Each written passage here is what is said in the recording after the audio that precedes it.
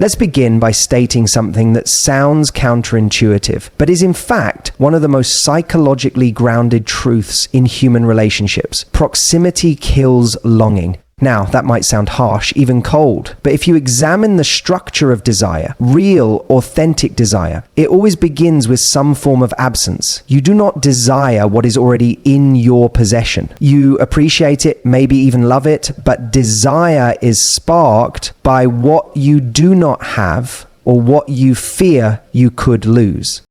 This is where the idea of psychological distance enters the picture. When a woman steps back, disappears, so to speak, not out of spite or manipulation, but from a place of self-awareness and strength, she activates a part of a man's psyche that is fundamental to his experience of attraction, the chase. Not the superficial game that people play to stroke their egos, but the deeper, biological and existential pursuit of something meaningful, something elusive yet deeply valuable.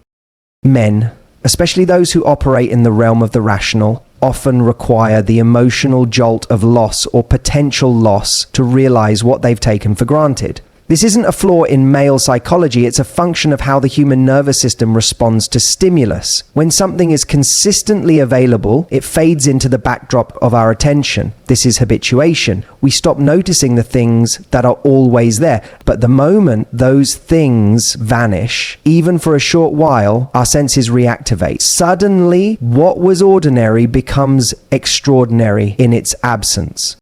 Anger, it's like hunger. You never think deeply about food until you fast. You never think deeply about air until you can't breathe. And you never think deeply about a person until their presence is removed. In that void, all the noise falls away and clarity begins to emerge. The problem many women face is the assumption that being always available equates to being more lovable. But this is a confusion of categories. Love is not built on accessibility. It's built on value. And value is defined in large part by scarcity. That doesn't mean you should make yourself rare just to manipulate someone. It means you should actually be rare. Rare in your boundaries, rare in your focus, rare in your refusal to dilute your identity to meet someone else's expectations.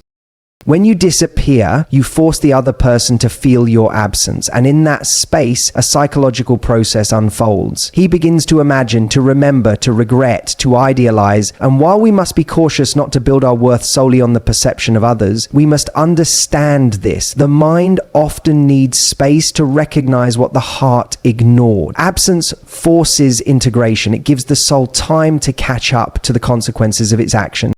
And here's where it becomes most important. That psychological distance doesn't just create longing in him, it creates clarity in you. Because in the silence, you get to see whether his pursuit was genuine or merely convenient. You get to observe, without the interference of noise, whether what you felt was real or just a projection of your unmet needs. So disappearing isn't about vanishing for approval. It's about re-establishing your presence as something that must be earned, not assumed. It is, at its core, an act of self-respect. And that kind of respect is the bedrock of any connection worth having. If you want to be chased, not just seen, but pursued, you must be willing to walk away from the need to be constantly seen. Desire is born in the space between presence and absence. It is there in that tension that true value is revealed. Never underestimate the power of your absence. Sometimes the silence says what words never could. And if he's listening, he'll come running. If we look honestly at the psychological mechanisms behind attraction and bonding, one thing becomes abundantly clear. People don't just chase what they want, they chase what they can't fully predict. Uncertainty, as uncomfortable as it may sound, is a vital engine of desire. This is not manipulation. This is about understanding how the human psyche is wired to pursue meaning, mystery, and challenge. If everything about you is entirely known, entirely predictable, and entirely within reach, then there's nothing left for the imagination to wrestle with. And desire, the true deep kind, needs something to wrestle with. When you create space in a relationship by disappearing, not through passive-aggressive silence or emotional punishment, but through genuine detachment and self-prioritization, you disrupt the pattern. You interrupt the expectation that you'll always be there. And that disruption creates uncertainty. It forces him to ask questions. Where is she? What is she thinking? Has she moved on? Did I mess this up? Those questions matter because they trigger emotional engagement, reflection, and ultimately pursuit. Now, some might hear this and say, but shouldn't the relationship be based on certainty and consistency? And the answer is, in the long term, yes, stability is essential for love to mature. But we're not talking about love that has matured. We're talking about the phase where desire is being cultivated, tested, and revealed. In this phase, consistency without mystery becomes complacency. That's the trap so many fall into. They offer everything up front, emotionally, physically, intellectually, and then wonder why the other person seems to lose interest. Uncertainty doesn't mean playing games. It doesn't mean being dishonest or emotionally unavailable. It means you don't center your identity around another person's attention. You don't broadcast every thought, need, or insecurity. You hold something back, not out of fear, but out of self-respect. You allow him the space to earn access to the deeper parts of you, and in doing so, you become not only more attractive, you become more dignified. From a neurological perspective, uncertainty activates the brain's dopamine system. This is the same system involved in addiction, in anticipation, in reward seeking. When something is unpredictable, when it could go one way or another, the brain becomes alert, focused, even obsessed. This is why people check their phones compulsively after a first date if the other person hasn't replied. This is why someone becomes more appealing the moment they seem slightly out of reach. The ambiguity fuels the chase. So when you disappear, when you step back and return to your own life, your own purpose, your own silence, you introduce just enough uncertainty to make a man look twice. And not just look, but reflect. And here's the key point. If a man doesn't care that you've pulled away, if your absence doesn't create tension, then your presence didn't hold value for him in the first place. That's a hard truth, but one worth hearing, causality, because it protects you from investing in connections that are built on convenience, not conviction. Ultimately, you have to be willing to stand in the discomfort of being misunderstood, of being missed, of being uncertain yourself. But that's where power lives. That's where your authenticity becomes magnetic. You're no longer driven by the need to be affirmed moment to moment. You're rooted, centered. And that kind of presence, paradoxically, becomes even more irresistible in its absence. So, if you want to be truly chased, not merely entertained, disappear just long enough for him to feel the weight of your absence. Because when a man begins to fear losing you, that's when he starts to understand what you're actually worth. One of the most psychologically overlooked but powerful forces in human attraction is curiosity, especially when it's tied to someone's personal growth. We're drawn to people who are becoming something, who are in motion, who are evolving. It's not the finished product that creates the strongest pull. It's the unfolding, the transformation, the sense that someone is stepping into something bigger than they were yesterday. That energy is magnetic. And when you remove yourself from someone's immediate orbit, not as a stunt, but as a natural consequence of pursuing your own growth, you spark something far deeper than simple interest. You spark wonder, and that wonder turns into longing. When a woman disappears in this context, it's not about vanishing in bitterness or silence. It's about reorienting her energy toward becoming a fuller version of herself. That might mean focusing on her career, her fitness, her creativity, or simply her mental and emotional well-being. Whatever it is, it communicates a clear message. I am not stagnant. I am not waiting. I am not orbiting your gravitational pull. Instead, you become the gravitational force.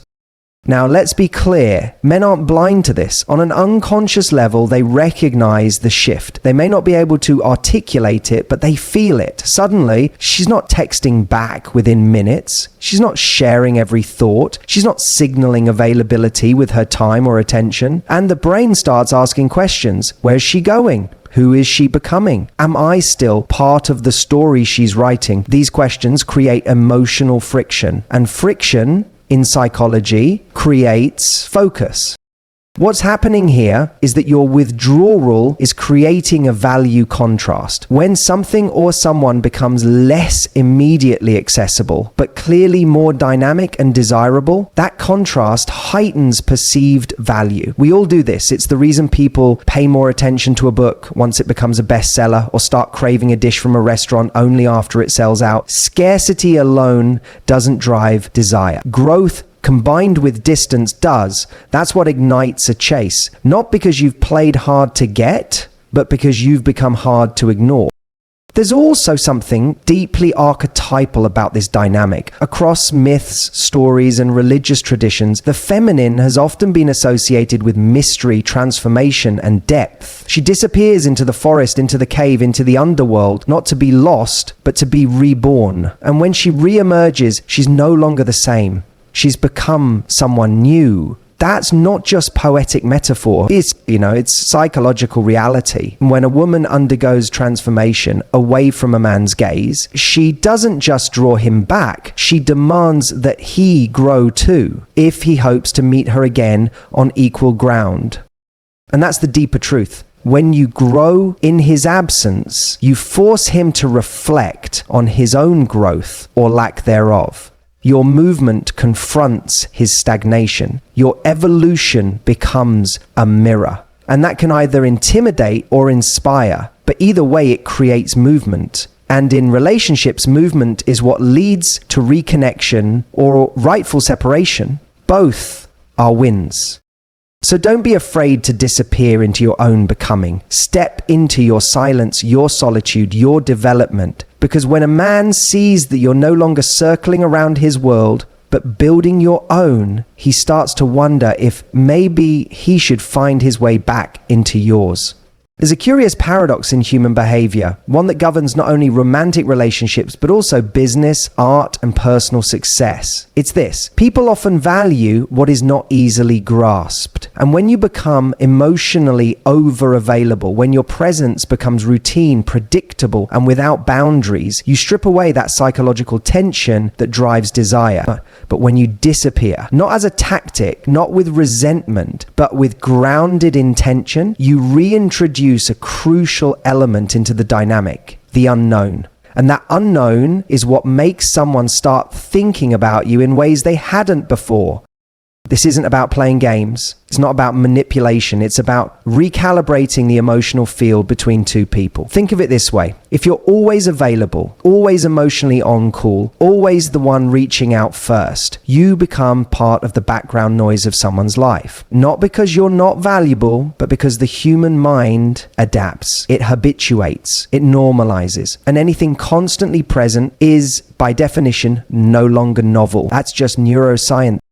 But when you step back, when you remove that constant stream of attention, something remarkable happens. The silence you leave behind begins to echo. The very space you vacate becomes charged with meaning. And that space, the absence of you, can say more than 100 messages ever could. It invites reflection. It forces the other person to confront what your presence actually meant. And often it's only in that space that they truly see you. You see, we don't just connect through closeness, we connect through contrast. Intimacy, paradoxically, is deepened through separation. The space allows for mystery, for curiosity, for the possibility of longing to emerge. Without that space, there's no friction, no magnetism. Without contrast, there's no desire. See, this is where most people struggle, especially if you're emotionally invested. The impulse is to stay close, to seek reassurance, to clarify, to keep the connection alive through constant presence. But that's often the very thing that kills it, because love and desire operate in different realms. Love thrives on familiarity. Desire thrives on distance, on contrast. And when you blur those lines too much, when you give too much, too soon, too often, you rob the other person of the opportunity to choose you freely. You're simply there. Now, when you withdraw, when you let go of the compulsion to monitor, to control, to be constantly seen and heard, you regain something essential: your sovereignty. You are no longer a reaction. You are no longer defined by the relationship. You become a center in your own right. And ironically, that's when the dynamic often begins to shift, because now you're not broadcasting need, you're broadcasting value, not in words, but in energy. And people feel that, whether consciously or not, they start to sense that you're no longer tethered to their validation. And that disconnection, that unavailability triggers their curiosity. Why has she pulled away? What is she doing now? Who is she becoming? It's not always instant, but if there was real connection, real resonance, your absence will be felt. And that's the key. The right absence reveals your presence more clearly than the wrong kind of attention ever could. So don't be afraid of the silence. Don't be afraid to remove yourself from the equation. Trust that the right people will feel your absence as much as they once felt your presence. And in that tension between what was and what now is, you give them the opportunity to realize what they truly want. Because sometimes the most powerful thing you can say is nothing at all, and let your absence speak the truth they couldn't hear when you were always there. When you withdraw from someone's life, again, not out of bitterness, not as a performance, but from a place of self-possession, you initiate a powerful psychological effect. What often follows is a form of internal recalibration in the other person. And here's where it gets interesting. Once you're no longer actively inserting yourself into their emotional ecosystem, you create a vacuum. And human beings are psychologically allergic to emotional vacuums. The mind rushes to fill it. And what it fills it with is you. We're not talking about surface level attraction here. We're talking about how the psyche works, how memory operates, and how the emotional brain processes absence. When someone disappears, they don't vanish. In fact, they often become more present, but in a different dimension. They become a subject of rumination. The mind goes back to moments, interactions, nuances in tone, words that were said and words that weren't. The brain, particularly the male brain in this context, begins to reanalyze, reframe, and sometimes even romanticize what once felt ordinary. And all of that is made possible by your withdrawal. This process is grounded in a psychological principle called emotional contrast. Simply put, it's only through distance that we begin to evaluate the depth of our connection with another person. When you're constantly around, your presence doesn't get the space it needs to be properly measured. But remove it gently, not with aggression, and suddenly everything you brought to the table becomes more visible. It's as though your worth becomes illuminated through the shadows you leave behind.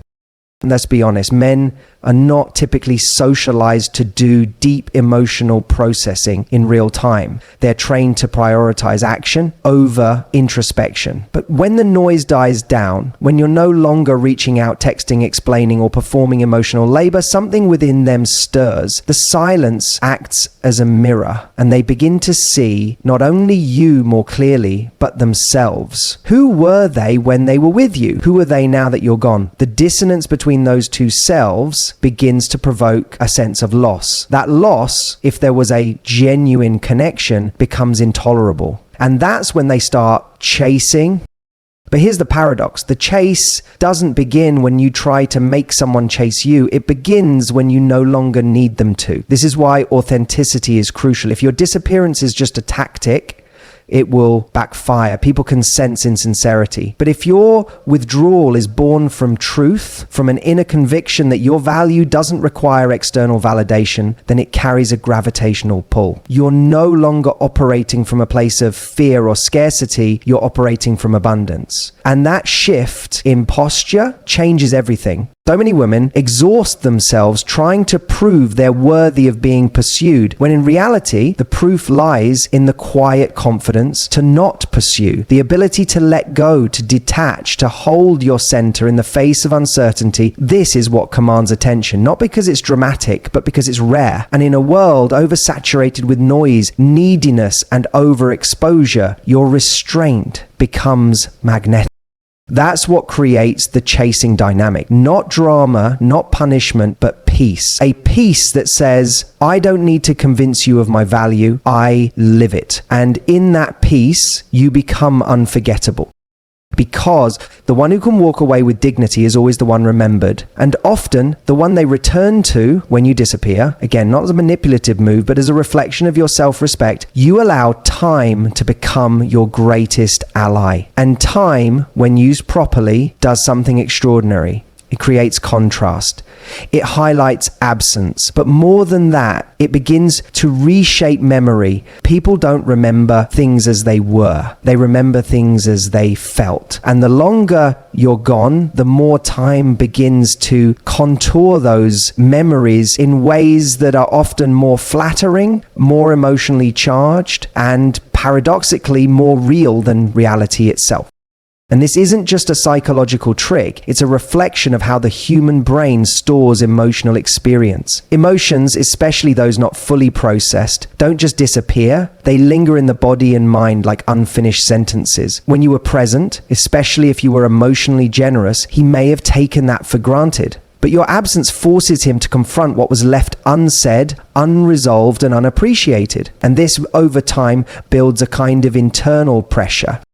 That pressure often surfaces in the form of craving. But it's not about needing your presence in a transactional way. It's about longing for the emotional meaning you represented. Meaning, not entertainment. Stability, not drama. Depth, not convenience. And when someone begins to crave meaning, they often start reaching for the one person who gave it to them, especially when that person is no longer readily available. It's also important to consider the philosophical dimension here. Human beings are wired to seek completion. Jung would call it individuation, the integration of the full self. When a man experiences the absence of a woman who brought him closer to his own wholeness, he feels that loss as a kind of fragmentation. You weren't just a romantic partner, you were a mirror reflecting his potential, his softness, his aspirations. In losing you, he loses access to that part of himself. And so what looks like chasing you is often a deeper search for the reintegration of his own identity. This is where your silence becomes profound, because it doesn't just haunt him, it educates him. It forces reflection, and not the superficial kind. I'm talking about the type of reflection that gets under a man's defenses, that makes him ask questions he's avoided for years. Why did I feel so alive around her? Why do I keep thinking about that one conversation? Why do I feel emptier now? But here's the key. All of this only happens when you've made peace with the silence yourself. If you're anxiously waiting, checking your phone every hour, hoping he misses you, you're not really gone. Your energy is still tied to him, still orbiting him. True detachment is not absence of care, it's presence of self. You're not disappearing to make a point. You're disappearing because your presence is sacred and you refuse to place it in spaces where it's no longer honored. That posture, that sacred withdrawal, commands not just attention, but respect. And when a man feels that kind of respect radiating from you, even in your absence, something deep within him is activated. Not just attraction, not just curiosity, but reverence. It's not the woman who demands attention that haunts a man's mind. It's the woman who knows her worth so thoroughly that she doesn't need his attention at all. Let your absence speak with the strength your presence once carried, because in that silence, the truth of your value echoes loudest.